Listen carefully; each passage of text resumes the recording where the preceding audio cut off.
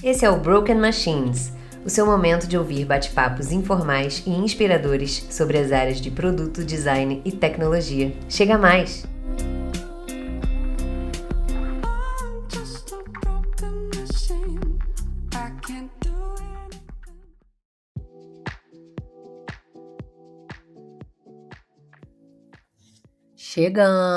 Chegamos! E aí, gente, tudo bem? Nesse frio carioca aqui de 21 graus, que já tô de meia, de casaco. Carioca é assim, né? 21 graus já tá de cachecol, já tá de casaco. E a gente chegou para mais um episódio do quadro Conceitos, aqui no Broken Machines. Hoje eu vou ser aluno, hoje eu vou ser mais aluno do que qualquer outra coisa. Não, vamos ser pares, como sempre. Como a gente prometeu, vamos falar um pouquinho de design estratégico. Uhul! Mas antes, eu queria dar só uns avisos rápidos, né? Tem aquele de sempre. Qual é o de sempre? Curtir, compartilhar, ativar sininho. Avaliar. Isso avaliar. Aí. Mas a gente tem uma novidade legal também, que agora nós estamos no YouTube. Então, é isso aí. Agora a gente tem um canal no YouTube, mas lembrando, não tem vídeo, só áudio. É um canal no YouTube só de áudio. Ainda, por enquanto, a gente está só com áudio, mas a gente já está marcando presença lá para no futuro colocar vídeos, fazer cortes, né? Isso, não adianta entrar no YouTube então achando que vai ver nossa cara, porque não vai ter nada lá. Ainda não. Mas principalmente a gente fez, né, porque a gente recebeu pedido, né? Tem gente que costuma ver podcast, ouvir, ver tudo, concentrar ali no YouTube, então mesmo não tendo ainda vídeo, o pessoal pediu, então a gente colocou lá também. Inscrevam-se, né, no canal. Curtam, compartilhem, mandem mensagem. Isso aí, vamos que vamos então.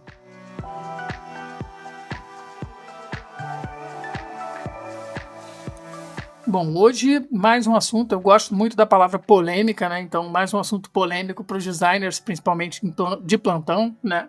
Galera que sempre rola, a gente trouxe esse tema porque sempre rola essa pergunta, né? Design estratégico, o que é design estratégico? Como os designers conseguem atuar de forma mais estratégica? E aí eu vou trazer essa pergunta aqui para Nora Bill. Ela vai esclarecer para a gente como é que é a atuação, então, o que é esse negócio de design estratégico, como é que os designers têm que atuar para ser. Como a gente sempre fala aqui, né, a gente não traz respostas verdadeiras, né, verdades, a gente traz o que a gente observa, né, e o que eu observo hoje, a atuação dos designers em relação à estratégia, é que geralmente, pelo menos nas empresas que eu passei, né, nos ambientes que eu passei, os designers costumam não se envolver tanto, né, na estratégia. A gente vê que as decisões normalmente chegam prontas ali, né, o time de produto vem com uma necessidade no negócio ali, ou com algum número que, né, eles estão precisando mexer, chega tudo meio pronto e o designer acaba atuando mais operacional ali, mais executando. No máximo você tem o tático ali, com uma liderança boa de design ali, mas você não vê muito. E por que você acha que é isso? Não, eu ia fazer essa pergunta. Eu acho que, assim, uma coisa que eu reparo algumas vezes é que o próprio designer, ele tem as suas, como é que eu posso dizer, os seus medos, né? Parece que ele também não quer participar muito ou não se vê nesse papel, né? Não se vê nessa... E eu já ouvi também, eu já ouvi algumas pessoas falando, é porque essa parte é meio chata, uma parte mais burocrática, tem que participar de muita reunião, e aí eu não consigo fazer meu trabalho de design aqui, mas eu também já ouvi designers reclamando, pô, eu quero ser mais estratégico, eu quero participar mais aí, mas eu acho que tem também uma questão que influencia bastante, é que eu não vejo também hoje, na maioria das empresas, pelo menos aqui no Brasil, cargos máximos, né? C-level ali, diretor de design, CDO. São poucas as empresas, eu acho, hoje que tem essa figura. Então, eu acho que isso vem de uma questão que muitas empresas querem a melhor experiência, melhorar a usabilidade, a acessibilidade, melhorar a coisa do design, mas ao mesmo tempo elas acabam não investindo no design. É impressionante, eu acho que isso é uma coisa comum até de se ver aqui no Brasil, em algumas empresas que eu já passei, você vira pro uma diretoria, né, para os diretores ou para os C-levels da companhia, cara, a gente tem um problema que é total relacionado à experiência. A nossa experiência não tá boa do Não produto, tá boa isso do que vai produto. fazer a gente, né? E aí, quando você olha para o time design, mas a gente tem 2 designers aqui, na verdade, são pessoas assim mais fazedores de tela, e ao mesmo tempo, quando você quer estruturar o time, você quer aumentar o time. Não tem budget para contratar mais design, tem que contratar mais. Ou seja, outras áreas. quero investir na experiência, mas não quero investir em designers. Assim, não sei, uma coisa meio estranha nesse sentido, né? É complicado. Eu acho que isso é porque não existe ainda, a gente não evoluiu para uma valorização que eu diria adequada da área de design. Eu acho que existe um pouco a falta ainda de entendimento desses líderes, desses donos de empresa, do quanto o design é importante para construir essa experiência ideal. Mas eu acho legal, a gente vai fazer um episódio só sobre isso, sobre o valor do design. Tem muita coisa para falar, mas hoje a gente está falando especificamente aqui da parte estratégica, e eu acho que essa falta de valorização é um dos porquês, né? Do porquê o designer hoje não é tão estratégico. Eu acho que tem os 2 lados, porque acho que as empresas não veem o designer, né, como uma figura estratégica, e os próprios designers evitam ou acreditam que também não façam parte do processo. Tipo quem veio primeiro, né? O ovo ou a galinha. Fica nessa coisa para sempre.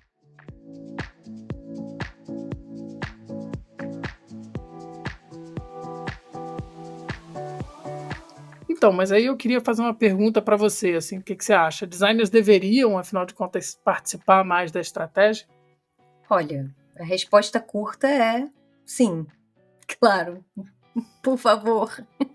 E qual é a longa? Qual a resposta? Eu acho que sim. Acredito que a maioria das pessoas acha também, mas pode ser que alguém não ache, né? Mas, cara, a resposta longa é que é o que a gente estava falando, é uma das áreas que tem uma responsabilidade muito grande, né, na entrega da experiência. Todas as decisões ali que um designer faz quando ele está criando um produto pode resultar numa perda ou num ganho grande para o negócio. Aí a gente está falando tanto de dinheiro quanto de valor. Então essas escolhas deveriam ser levadas em conta de forma mais estratégica. O designer deveria estar participando desde esse momento estratégico ali do produto.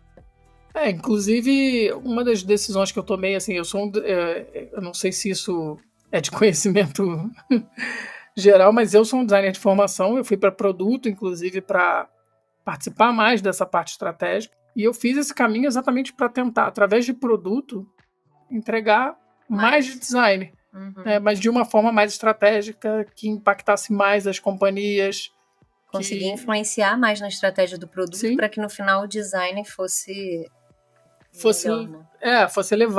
levado mais a sério. E você não é a única pessoa, eu já ouvi outros designers falando que migraram para produto por causa disso, porque queriam participar mais da estratégia. Eu acho que produto hoje sofre até de uma questão assim, de formação. Eu vejo muitas pessoas de produto com dificuldade muito grande, né, na parte do design até.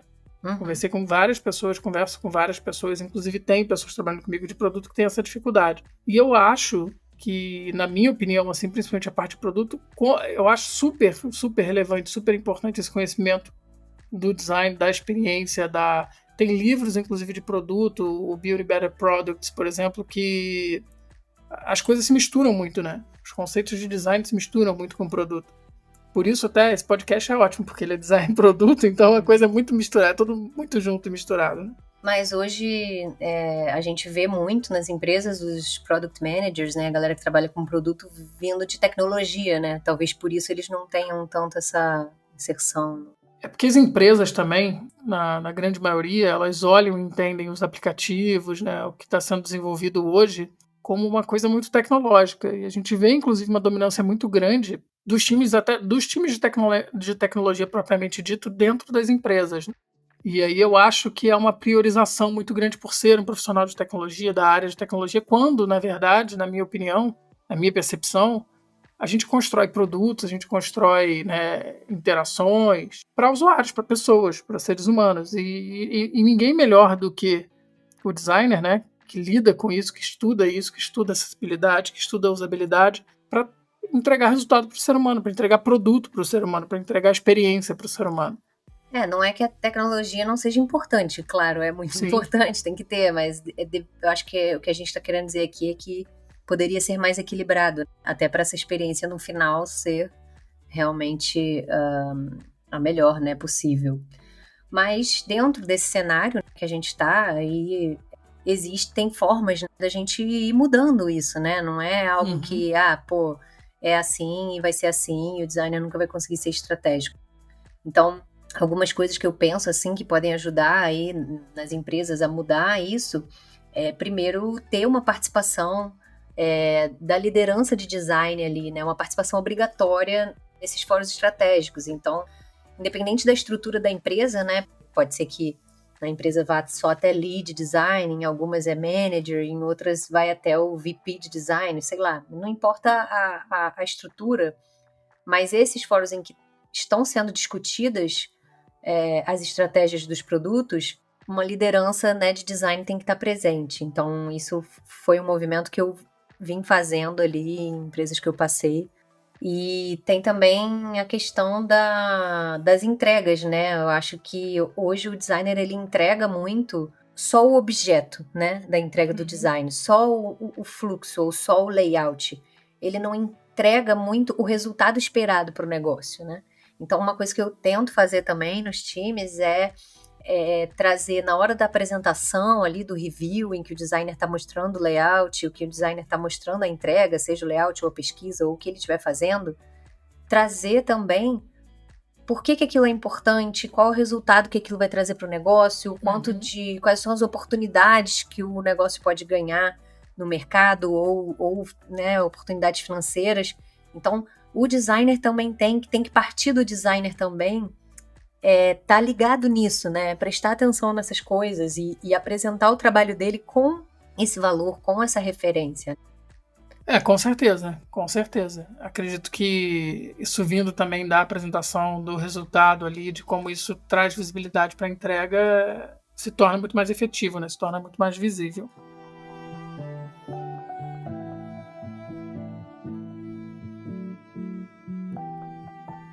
E aí eu pergunto assim, exemplos de empresa, né? Que o design, que a gente consegue ver isso de forma muito clara, de maneira muito clara.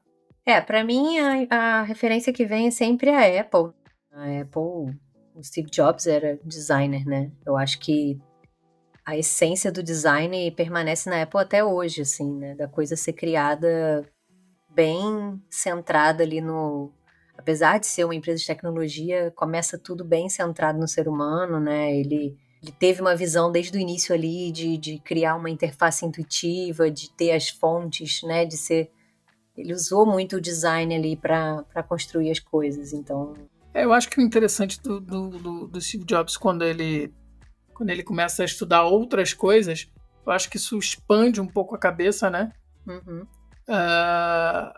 Para questões que são questões importantes, né? A coisa gráfica mesmo da interface, a coisa realmente fazer com que a computação passasse por essa transformação de uma coisa de máquina para ser humano, né? Não, até hoje, não é só isso. Quando você tem um design bem feito num produto, seja ele qual for, você sente a qualidade, você sente que a coisa foi feita bem pensada ali, com carinho, com cuidado.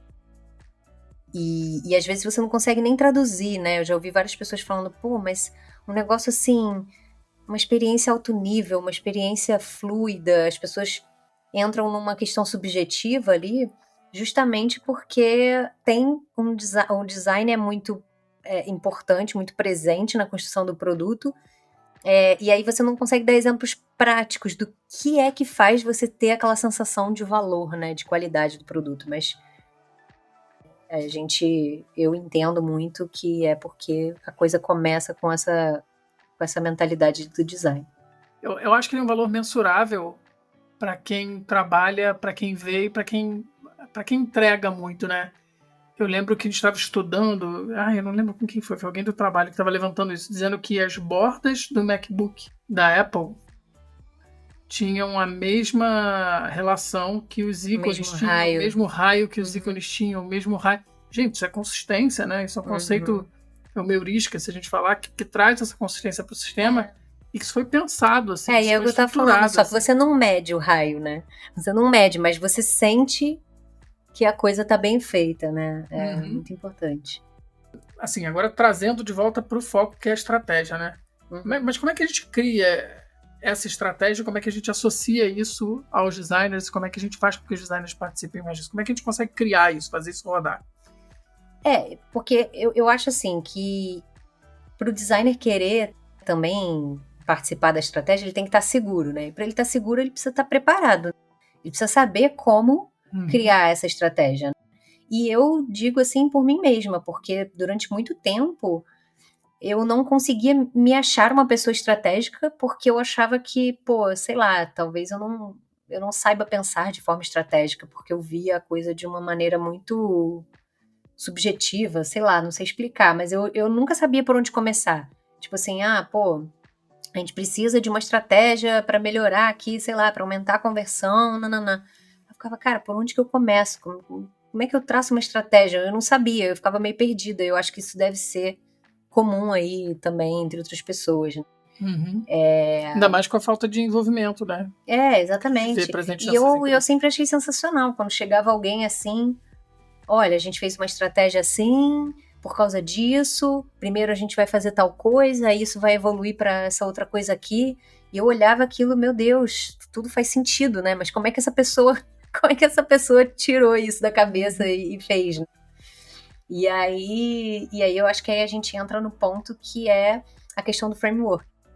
Em qualquer situação, quando a gente não sabe fazer uma coisa, a gente tenta pelo menos começar com um framework para depois aquilo evoluir para algo natural, para algo pessoal, personalizado, mas você começa com um framework. O próprio Scrum, a indicação é que, faz primeiro by the book, sempre. Então, depois você vai adaptando aquilo para o seu time e tal. Sim, acho que qualquer framework, até isso é uma coisa que foi bom você falar, porque eu sempre falo também quando a gente vai aplicar algum framework, quando a gente vai aplicar algum processo, e aí eu queria destacar, façam by the book, usem o processo da maneira que ele foi estruturado, porque é uma coisa que eu vejo muito até em alguns... Eu gosto muito de aplicar e trabalhar agilidade, já dei alguns treinamentos sobre agilidade e outros frameworks e outros, enfim. E uma coisa que eu vejo muito, eu percebo pessoas dizendo, mas isso não funciona aqui na empresa, isso não funciona, né? E eu falo, mas você já fez by the book? Você fez? Não fiz by the book porque eu não conseguiria fazer aqui dentro. Então você não pode dizer que não funciona, é a minha percepção. Eu acho que na primeira vez que você vai rodar... Primeiro tem que tentar, né, fazer by the book e depois ir adaptando. Tá, e como é que é esse framework aí? Como é que a gente começa? Então, como é que a coisa funciona? Bom, eu aprendi esse framework no curso da IDEO, que é basicamente como você faz para organizar um processo para poder criar uma estratégia. É um conteúdo que só tem em inglês lá no curso deles. Eu vou até colocar o link aí do curso, mas aqui vai ser bem resumidinho. Se vocês tiverem interesse em pegar essa metodologia com mais detalhe e aplicar ela de verdade aí na empresa de vocês, a gente também tem esse modelo aí na consultoria, na nossa consultoria da Broken. Beleza?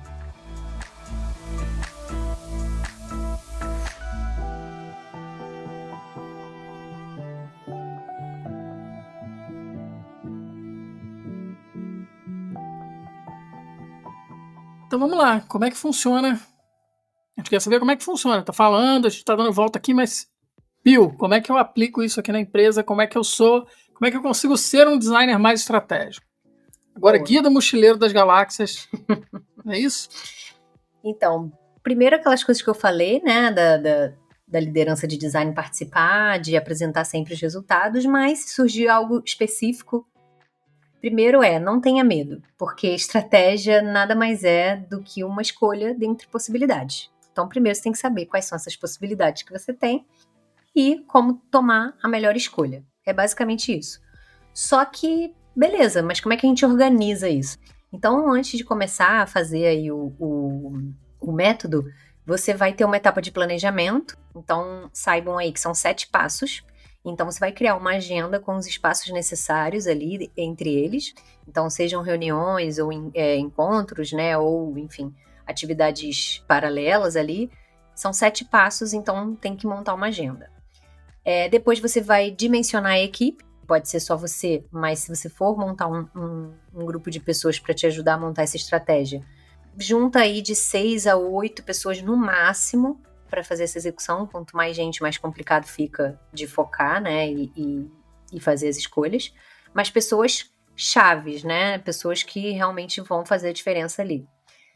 E dimensionar o trabalho também. Então, na hora de você montar essa estratégia, você não pode focar numa coisa que tá fora do seu escopo, que alguém de outra área que tá tocando, ou algo muito grande, projetos gigantescos. Então, você vai focar no que você é responsável e capaz de entregar.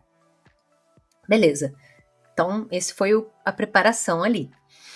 E agora, montar um mapa do processo da estratégia. Como é que a gente faz isso? Exatamente. Então, a gente começa com o Strategy Process Map, né, que é esse mapa. Então, qual é o primeiro passo? O primeiro passo é identificar o problema. Qual o problema? O maior deles. Então, vocês vão se perguntar aí o que está funcionando, o que não está, onde que podem estar esses problemas. Vai depender do que você está precisando tomar uma decisão estratégica ali. Legal. E aí você vai listar esses problemas, vai ordenar ali o que é maior prioridade ou não e escolher qual é esse maior problema. Beleza? Tá. E qual é o segundo passo? O segundo passo é transformar esse problema numa pergunta. Você vai fazer uma pergunta daquele tipo como podemos, né? Que é o How might we? Ou seja, como podemos resolver esse problema? E aí, na hora de escrever essa pergunta, ela não pode ser nem muito ampla, tipo, como que a gente pode crescer o nosso negócio? É amplo demais. Nem muito fechada. Porque quando é fechada, você tende, inclusive, a falar já qual é a solução dentro da pergunta. Tipo, por exemplo, como podemos aumentar a receita mirando em consumidores internacionais? Você já está dizendo o que você vai fazer. A ideia é escrever esse problema em forma de uma pergunta que seja ampla para gerar possibilidades, mas que seja fechada para ter um foco. Tá, dá um exemplo. Por exemplo, como podemos vencer de forma sustentável com o público que valoriza os serviços digitais, crescendo e diversificando nossa base de receita? Né? Então, eu já estou dando um caminho ali de crescimento, mas ele não contém a solução, né? Ela está na medida certa ali para gerar ideias. Tá. Aí, uma vez que a gente passou pelo passo 1 e 2, né, que é a identificação e depois geração de perguntas, a gente vai para o 3. Isso, que é o quê? Gerar possibilidades para responder essa pergunta. Então, você vai fazer um brainstorming ali com o time. Eu vou botar até o link na descrição de um artigo da IDEO que explica como fazer esses brainstormings, onde vocês vão tentar responder e vão gerar essas possibilidades. E aí, depois que você reunir, é legal se perguntar, né? Pô, será que tá faltando alguma coisa? Será que isso realmente tá resolvendo esse problema? Volta sempre naquela pergunta do problema. Será que isso aqui faz sentido para essa organização? Será que tá dentro do nosso escopo essa possibilidade? Então, passe um pente fino aí e aí escolhe dessas possibilidades quais são as que realmente são prováveis de resolver o problema, né? As que têm potencial de resolver o problema. Mas não muitas. Eu diria aí de 3 a 6 possibilidades. 3, tá, vamos lá. Menos, vamos pelo menor. Tenta o mínimo possível. 3 possibilidades é o ideal. Escolhe aí com a galera quais são as 3 possibilidades para resolver.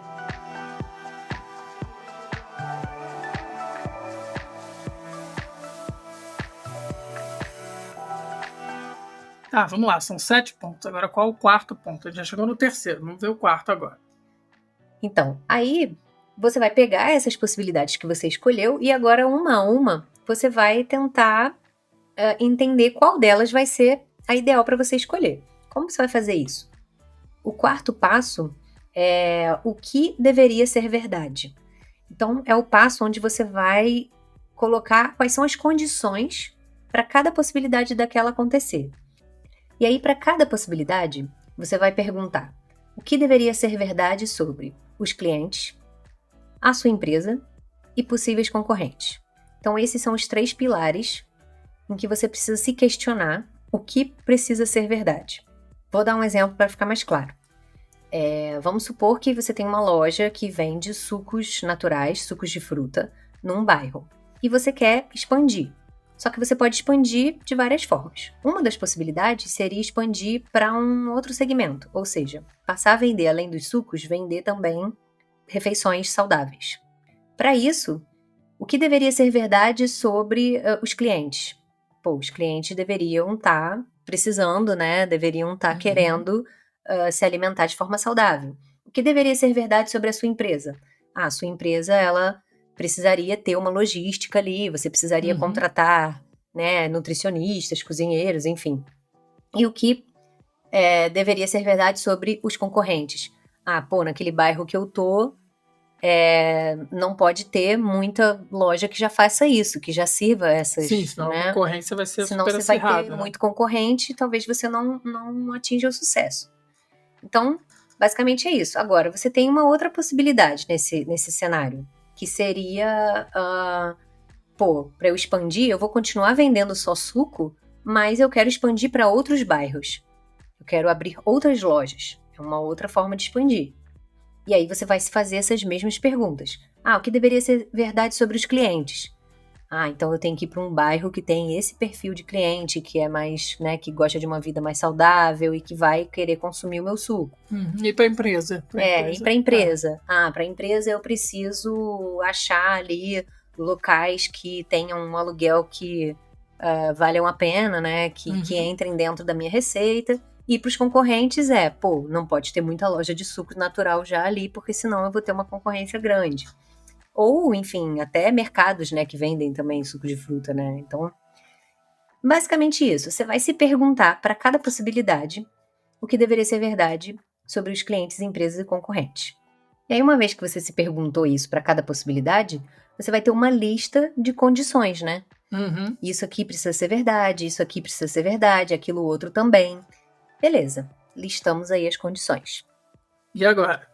Aí vem o passo 5, que é o quê? Identificar barreiras. Então, você vai pegar essa lista de condições e vai selecionar quais delas são as mais preocupantes ou desconhecidas. Como é que você faz isso? Você se faz 3 perguntas. Quais dessas condições nos preocupam mais? Sobre o que sabemos menos agora? E para qual condição dessas nós compraríamos um seguro? Ou seja, basicamente qual dessas condições deixa a gente mais inseguro? Então, naquele exemplo que eu dei, seria, sei lá, eu não sei quanto que custa o aluguel de loja num bairro XYZ para onde eu quero levar minha loja. Eu não tenho a menor ideia. E eu tô muito preocupado, porque parece que vai ser caro, né? Então, essas condições que são as mais preocupantes são as barreiras. Então, todas as condições que respondem a essas 3 perguntas são as barreiras. Entendi.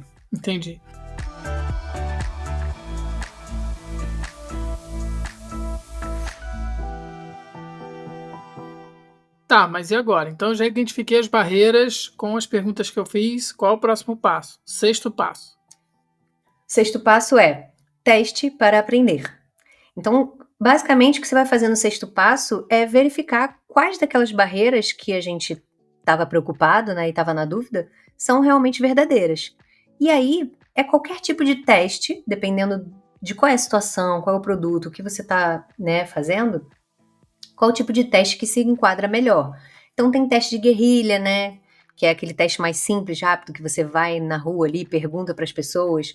Você tem testes indicativos, então você pode levantar dados na sua empresa, você pode fazer teste AB, você pode prototipar, né, fazer protótipos ali de baixa até de alta fidelidade, e vai garantir quais barreiras são verdadeiras. Isso aqui não é verdadeiro, a gente consegue fazer, ou isso aqui realmente é uma barreira, a gente não vai conseguir tornar essa possibilidade realidade. Tá, então vamos lá. Agora, dado que você falou aí das técnicas de guerrilha, indicativo, como é que a gente, voltando lá pro exemplo que você tinha falado?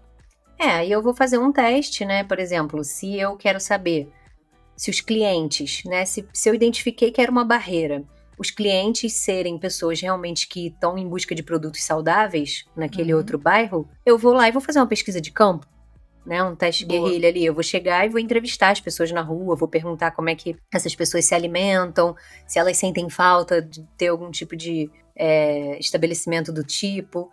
E aí eu vou entender se aquilo é realmente uma barreira ou não.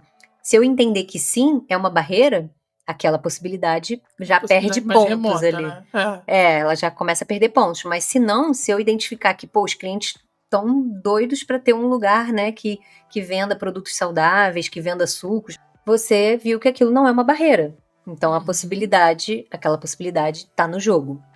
E então, uma vez que você fez esses testes para aprender, você vai saber direitinho. Aí eu sei. Aí eu faço a escolha. Aí eu pego aquela opção e eu sei o que eu preciso fazer.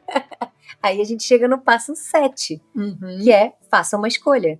Então, com tudo que foi aprendido, a gente vai saber direitinho, dentre aquelas possibilidades, quais que realmente têm barreiras que a gente não vai conseguir suprir, né? Às vezes você não vai ter barreira nenhuma, mas você ainda vai ficar ali com o pé atrás em alguma possibilidade, né? Depois dos testes que você fez. E vai ficar muito claro qual daquelas possibilidades é a mais vantajosa para o seu negócio.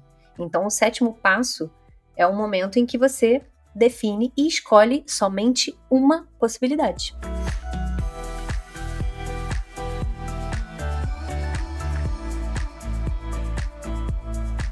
Boa, mas faz um recap aí que eu já fui e voltei, 1 passo, 2 passos, enfim. Então, vamos lá. Primeiro passo, identifique o problema, o maior deles. Segundo passo, faça uma pergunta. Como podemos resolver esse problema? Boa. Terceiro passo, gere possibilidades para responder essa pergunta. Quarto passo, o que deveria ser verdade para que cada possibilidade dessa possa realmente acontecer? Quinto passo, identifique as barreiras dentre essas condições, dentre essas coisas que deveriam ser verdade, né? Sexto passo, teste para aprender, para verificar quais barreiras são verdadeiras. Sétimo passo... Esse eu sei. Calma aí. Esse é para fazer a escolha, então. Faça uma escolha com tudo que foi aprendido. Então, resumindo, como eu falei no início, estratégia é fazer uma escolha dentre N possibilidades. E esse framework é só uma maneira de organizar as possibilidades, testar, fazer ali a pesquisa que for necessária para você tomar uma decisão estratégica com mais garantias, né? Com mais confiança. Vazamento. Isso é muito importante. É importante sair desse processo, todo mundo que estiver participando, ou se for você sozinho, mas que você saia confiante. Porque você entendeu ali o mercado, você entendeu os clientes, os concorrentes, a empresa, você entendeu as possibilidades e fez a melhor escolha. Isso eu gostei do framework, eu gostei da apresentação, porque isso volta sempre, né, trazendo a origem que você tem que pensar fora da caixa. Se você não pensar fora da caixa, se você for esse designer que pensa dentro da caixinha, aí não adianta. Exatamente. E você pode usar esse framework, né? A gente sempre faz essa pergunta aqui, mas você pode usar em qualquer empresa, qualquer tipo de estratégia. Pode ser desde uma escolha importante para o negócio, né? Como um todo. Leva para a vida, usa para você, usa para sua vida também, que é ótimo. Para os metódicos como eu, sim, é ótimo. Isso. Bianca cheia das estratégias aqui. Pode ser também uma escolha importante para um produto, um determinado produto, ou ainda para uma definição de time, né? Eu acho legal isso. Às vezes você está com uma questão dentro do seu time ali de como estruturar o time e você tem várias possibilidades. Dá para usar esse framework também. Boa. Tá, mas quando que a gente usa? Qual a frequência? Como é que é isso? Isso é fácil, né? Essa pergunta é sempre que necessário, né? E pode ser desde uma forma super enxuta no dia a dia ali, você já pensa. Às vezes você nem precisa fazer a parte do teste, às vezes o teste é perguntar para alguém alguma coisa dentro da empresa, né? Pode ser bem enxuto. Mas eu diria aqui que vale aplicar essa dinâmica toda de forma mais robusta em algumas situações específicas. E aí são elas. O nascimento de um novo produto. Então, vai nascer um produto novo, a gente vai criar um produto novo. Faz essa dinâmica. Vai ser muito importante para entender, né, qual é a melhor forma de iniciar aí a estratégia dele. O segundo é quando um produto vai expandir. Então, a expansão de um produto. Você já tem um produto, você vai expandir para outro canal, você vai expandir para um outro local ou outro segmento. Faz a dinâmica também. Quando você vai definir, por exemplo, um objetivo de negócio lá para botar na Vision Tree. Isso é uma boa. Então, eu preciso definir um objetivo de negócio, mas eu tenho 30 objetivos de negócio. Quais objetivos de negócio são mais estratégicos pra gente nesse momento? Quais que realmente precisam entrar na Vision Tree?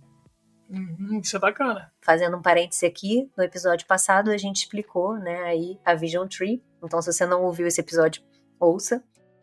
E aí, qualquer outro cenário, né, dependendo do tipo de empresa em que você tem aí algum tipo de marca ou ritual na sua empresa que vale a pena tomar uma decisão estratégica. Tá, mas aí você falou isso tudo, definição, quando que a gente deve usar, mas quem deve participar desse processo?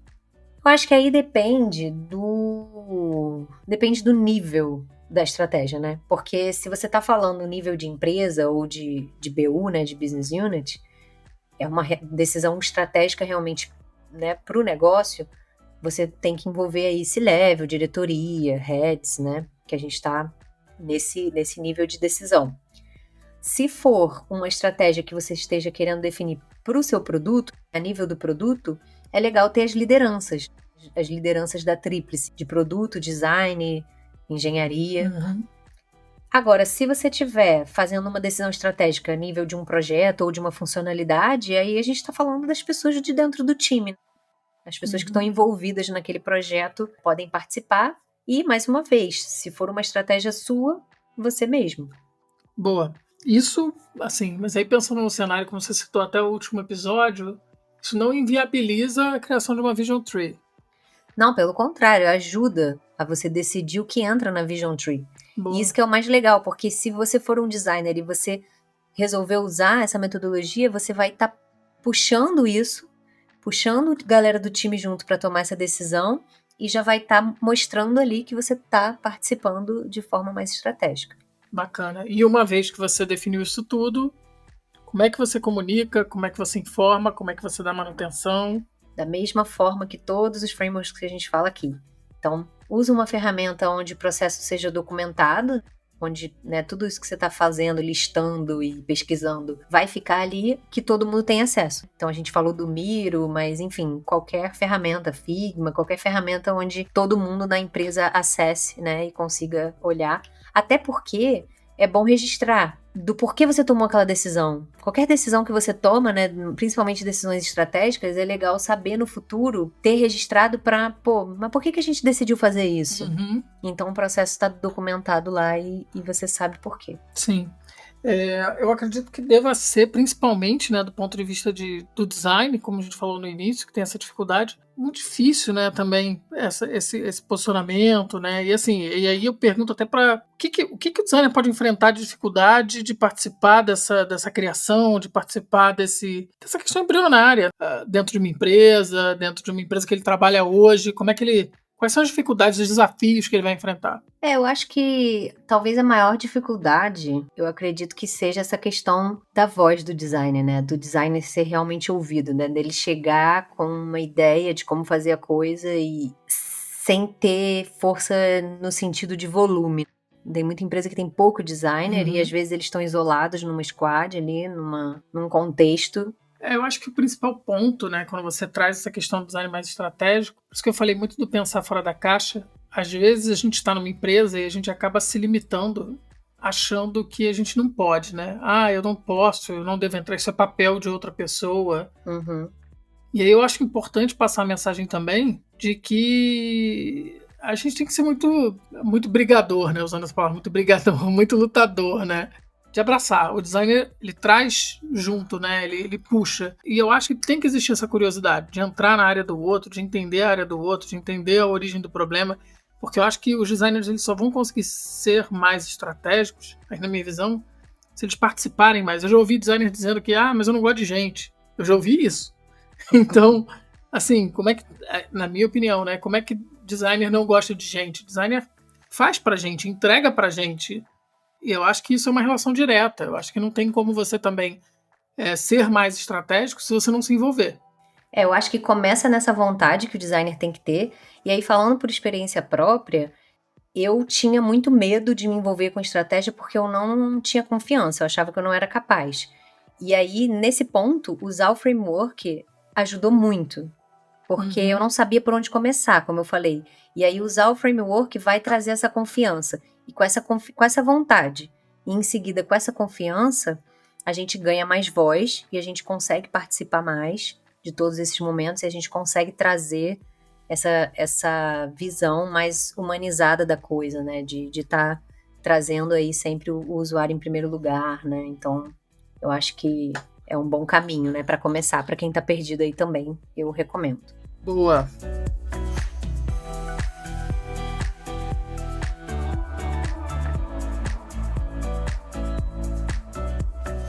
E aí, falando em posição, né? A gente falou muito sobre posição do designer, níveis, liderança, o designer que tá na liderança, que não tá. Vai vir um episódio bom aí, né? Eu acho que o próximo episódio ele tem tudo a ver e ele faz um gancho direto do que a gente tá falando. A gente vai convidar uma pessoa super top na área. Na área de RH, para falar sobre carreira.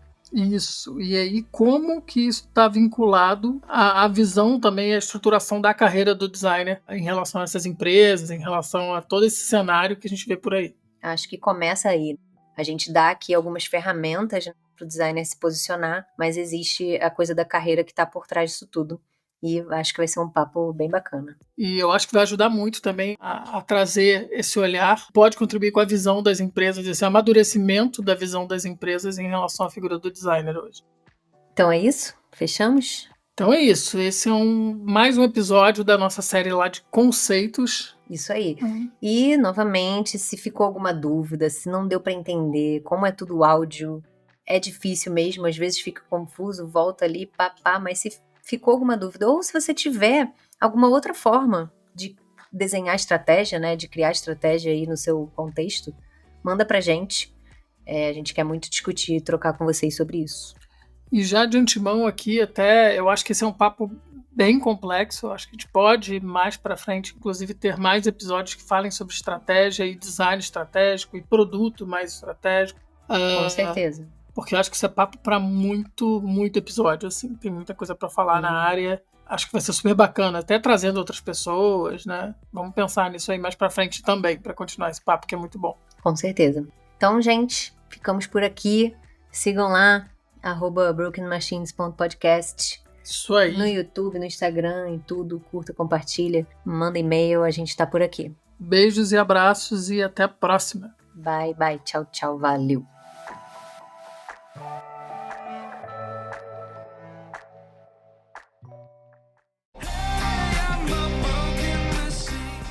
E aí, gostou desse episódio de Broken Machines? Então não deixe de curtir, compartilhar com seus amigos e comentar. O que mais te inspirou nesse papo? Tem dúvidas, sugestões ou pedidos de temas para debatermos? Manda lá! Você também pode nos seguir no Instagram, @brokenmachines.podcast para mais conteúdo. Lançamos novos episódios de 15 em 15 dias. Até o próximo!